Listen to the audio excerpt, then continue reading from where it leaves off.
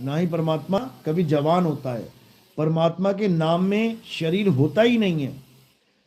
परम आत्मा, शरीर का तो नामो निशान नहीं है इसमें।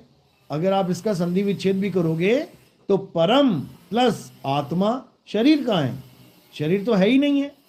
लेकिन फिर भी ये सबसे भिन्न है, किससे? बाकी आत्माओं से, यानी जीव आत्मा। जीव आत्माओं से भिन्न परम आत्मा है। शरीर न जीवात्मा है और ना ही परमात्मा है। शरीर का तो खेल ही नहीं है। शरीर का तो खेल ही नहीं है। शरीर तो नाशवान है। तो ना जीवात्मा नाशवान है और ना परमात्मा नाशवान है, यानी परमात्मा और जीवात्मा दोनों शरीर नहीं है। शरीर क्या है? हड्डी, मांस, मज्जा, खाल, बाल, आंख, नाक, कान, हाथ, पैर, छाती, पीठ, ये शरीर है। ना तो जीवात्मा शरीर है ना परमात्मा शरीर है। इसी को बोला है ईश्वर अंश जीव अविनाशी। ईश्वर तो अविनाशी है ही है और जीव भी अविनाशी है। लेकिन इसको कोई जान ना पाने के कारण लोग क्या करते हैं? शरीरों को परमात्मा मान लेते हैं, शरीरों को ही अपना स्वरूप मान लेते हैं।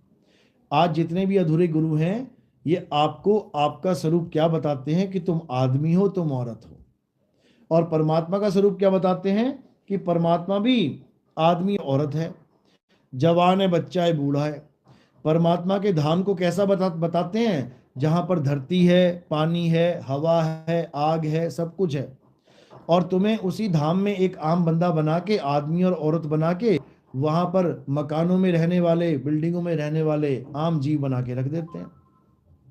ये सब अज्ञान है। परमात्मा का जो असली लोक है वो कोई धरती आसमान वाला लोक है ही नहीं। गरीबदास जी वाणी में समझा रहे हैं, लेकिन बड़े विवेकी हंस इस वाणी को समझ सकते हैं। क्या कह रहे हैं?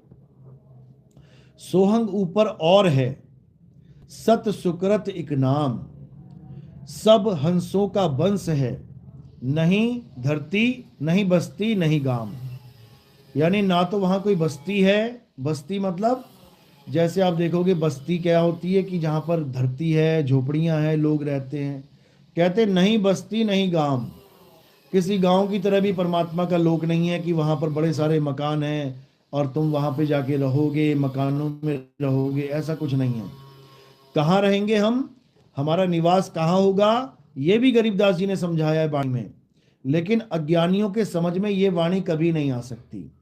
क्या समझा रहे हैं? कि शब्द निवास आकाशवाणी ये सतगुरु का रूप है।